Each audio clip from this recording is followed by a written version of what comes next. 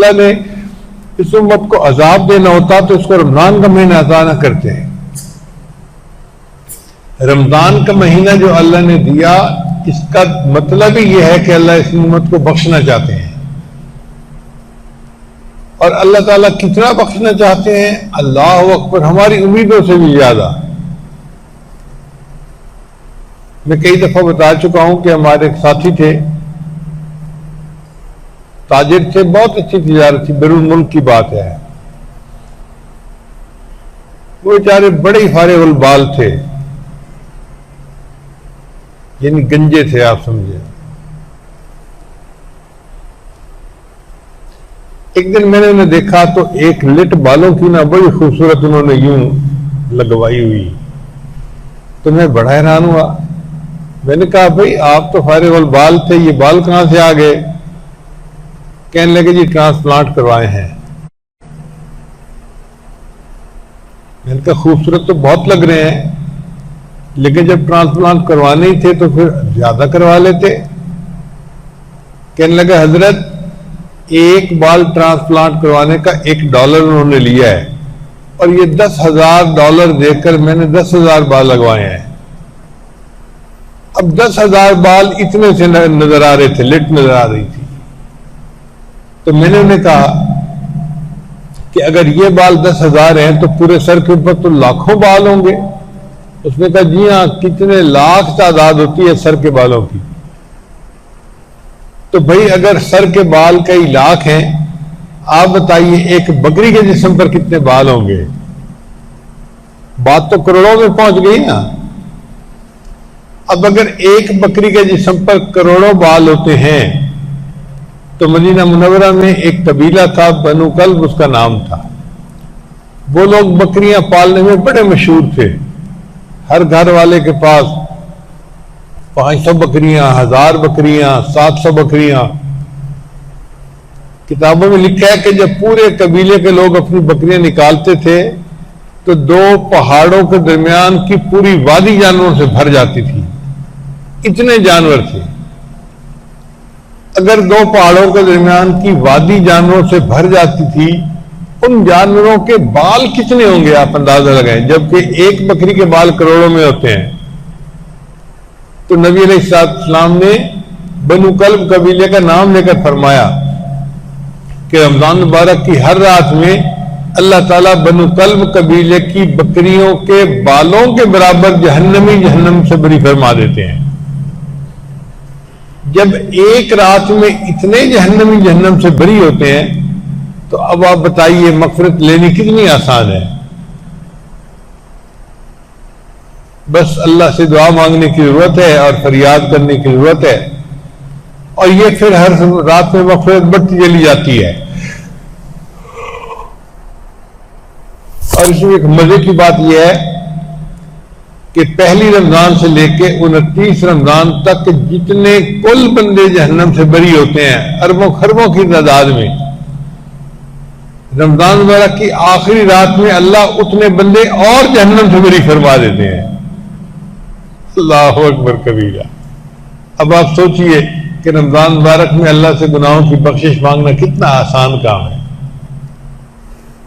اللہ نے اپنی رحمت سے ہمیں رمضان کا مہینہ دے دیا ہے. یہ اس بات کی دلیل ہے کہ اللہ کا ارادہ خیر کا ہے، وہ بخشنا چاہتے ہیں.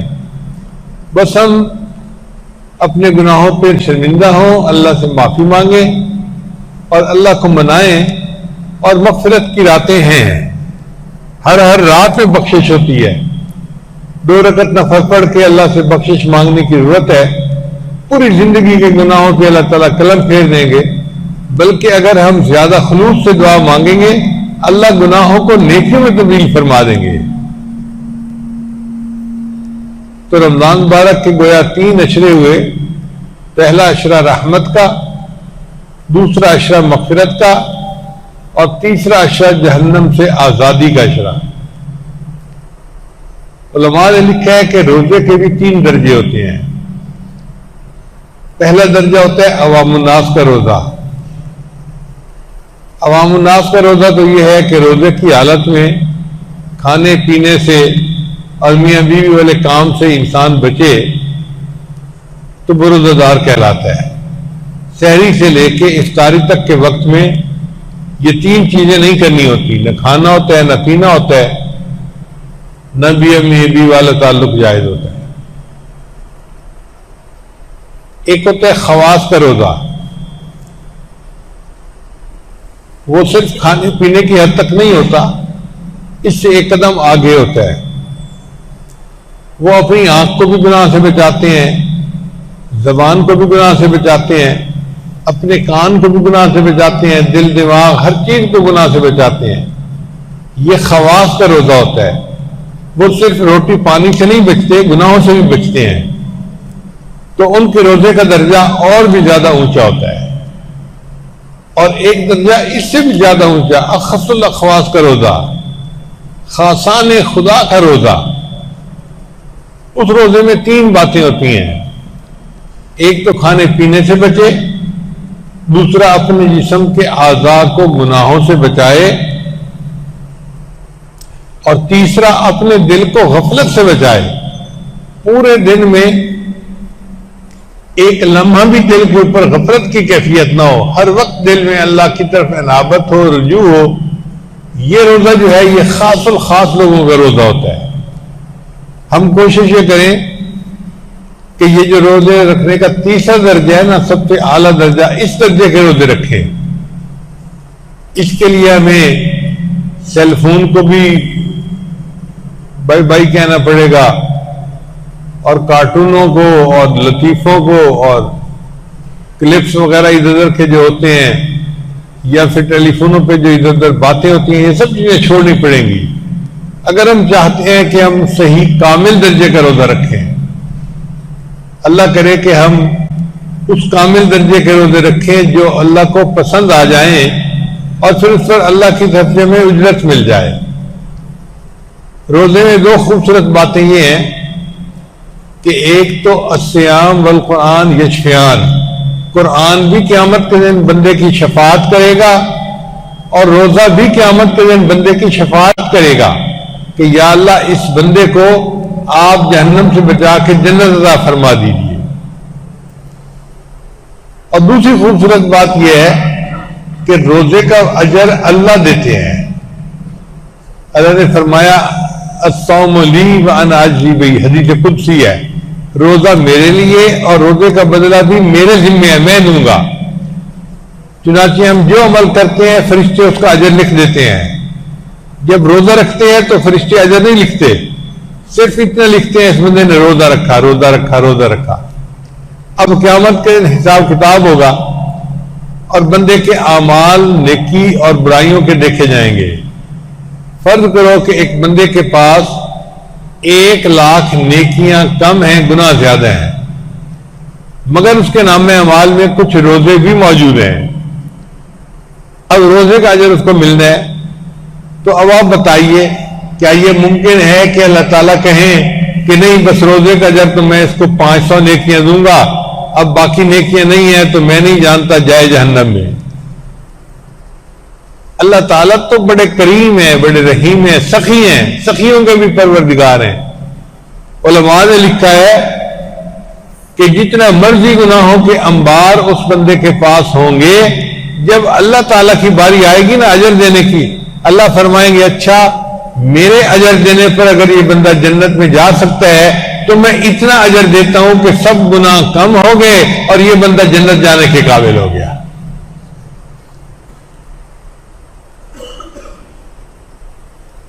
تو روزے کا اجر اللہ نے دینا ہے، یعنی اللہ نے بندے کے لیے جنت میں جانا اور بھی آسان بنا دیا۔ میرے محبوب کی امتی تم روزہ رکھ کے آئے تھے، اچھا جاؤ جنت میں، تمہیں جتنی نیکیوں کی ضرورت ہے وہ نیکیاں میں پروردگار اپنے خزانوں سے عطا فرما دوں گا۔ اس لیے رمضان مبارک کا یہ مہینہ ہمارے لیے بخشش کی نوید لے کر آیا ہے، بخشش کا پیغام لے کر آیا ہے۔ ہم اس مہینے کو خوب عبادت کے ساتھ گزاریں، اور عجیب بات ہے کہ وقت گزرنے کا پتہ نہیں چلتا۔ ابھی چند دن کی بات ہے، ہم انتظار میں تھے جی کہ رمضان آ رہا ہے، اور ابھی چند دن کے بعد پتہ چلا جی کہ آدھا رمضان گزر چکا۔ جیسے مچھلی ہاتھ میں ہوتی ہے نا تو اچانک ہاتھ سے نکل جاتی ہے، بالکل رمضان مبارک کا مہینہ اسی طرح ہے۔ ہاتھ سے نکل جاتا ہے پتہ نہیں چلتا، 15 دن گزر چکے اور بقیہ 15 دن گزرنے کا پتہ نہیں چلنا، اور بقیہ جو 15 دن ہیں اس میں تو 10 دن ویسے بھی اعتکاف کے ہیں۔ اعتکاف کے دنوں میں تو انسان اور بھی زیادہ اللہ کی طرف جو ہے وہ متوجہ ہوتا ہے۔ ہمارے ہاں ہر سال تقریباً 3000 بندے اعتکاف کرتے تھے۔ اس دفعہ چونکہ قانونی پابندیاں ہیں تو اتنے لوگ تو اعتکاف نہیں کر سکیں گے، لیکن جتنوں کی اجازت ملی، ہمیں ابھی تک نہیں پتا، اتنے لوگوں کو ہم اعتکاف کی اجازت دیں گے۔ وہ تھوڑے ہی ہوں گے، زیادہ نہیں ہوں گے۔ ہمارے اندازے میں تو 500 کی بھی اجازت مل جائے تو بڑی بات ہے۔ ویسے ہماری مسجد الحمدللہ اتنی بڑی ہے کہ سوشل ڈسٹینسنگ کا خیال رکھتے ہوئے، سوشل ڈسٹینسنگ یہ ہوتی ہے کہ ایک مصلے پہ بندہ نماز پڑھے، ادھر بھی مصلی خالی، ادھر بھی مصلی خالی، سارے نمازی اس طرح کھڑے ہوں، اور ابھی بھی آپ حضرات اسی طرح بیٹھیں۔ کیونکہ اس مسجد میں لکھے پڑے حضرات زیادہ ہوتے ہیں تو مجھے امید ہے کہ ہمیں بار بار اعلان کرنے کی ضرورت نہیں ہوگی۔ آپ لوگ خود بھی یہاں بیٹھیں، اس بات کا خیال رکھیں، ایک جگہ بیٹھیں، پھر ادھر بھی مصلی خالی، ادھر بھی مصلی خالی، پھر آگے بندہ بیٹھے، آگے بندہ بیٹھے، پھیل جائیں مسجد کے اندر، مگر آپس میں سوشل ڈسٹینسنگ کا خیال ضرور رکھیں۔ یہ ہمارے لیے قانونی طور پر ضروری ہے، اور میڈیکل کے طور پہ اس کی ضرورت بھی ہے۔ علماء اور مفتی حضرات نے بھی اس کے لیے کہا گیا ہے۔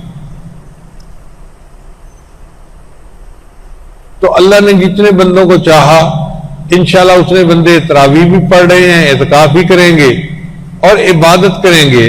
جو اعتکاف نہیں بھی بیٹھتے وہ عبادت تو کر سکتے ہیں نا، اپنے گھروں میں رہتے ہوئے مصلی پہ بیٹھے اور اپنے رب سے خوب دعائیں مانگیں، قرآن پڑھیں، تلاوت کریں، اور آخری عشرے کی راتوں کو بیداری کے ساتھ گزاریں، کیونکہ ان میں شب قدر ہے۔ شب قدر ایک رات ہے جس کی عبادت 1000 مہینوں کی عبادت سے بہتر ہے۔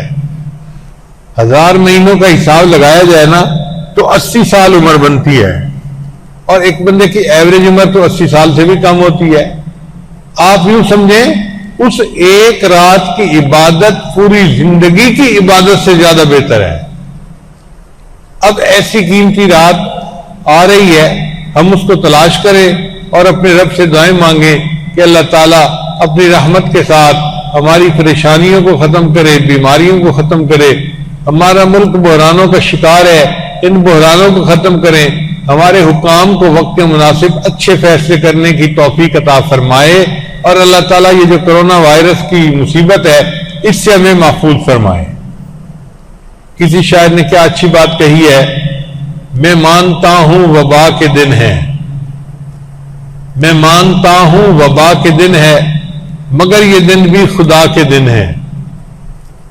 میں مانتا ہوں وبا کے دن ہے، مگر یہ دن بھی خدا کے دن ہے۔ دلوں سے مایوسیاں نکالو، ذرا سے آگے شفا کے دن ہے۔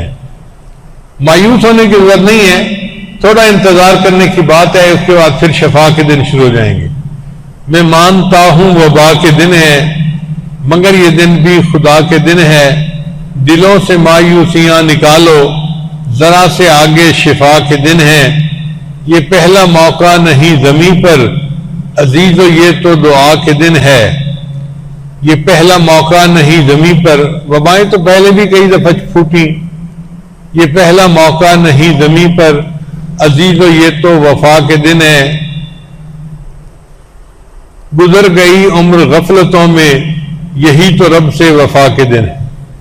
باقی عمر تو غفلتوں میں گزر گئی، اب یہ جو وبا کے دن ہے ہم ان کو عبادت کے ذریعے وفا کے دن بنائیں اور اپنے رب کو منا لیں۔ اللہ تعالیٰ رمضان کی برکات سے ہمیں وافر حصہ عطا فرمائے، اور جتنے لوگ یہ بات سن رہے ہیں قریب ہیں یا دور، اللہ سب کی بخشش فرمائے۔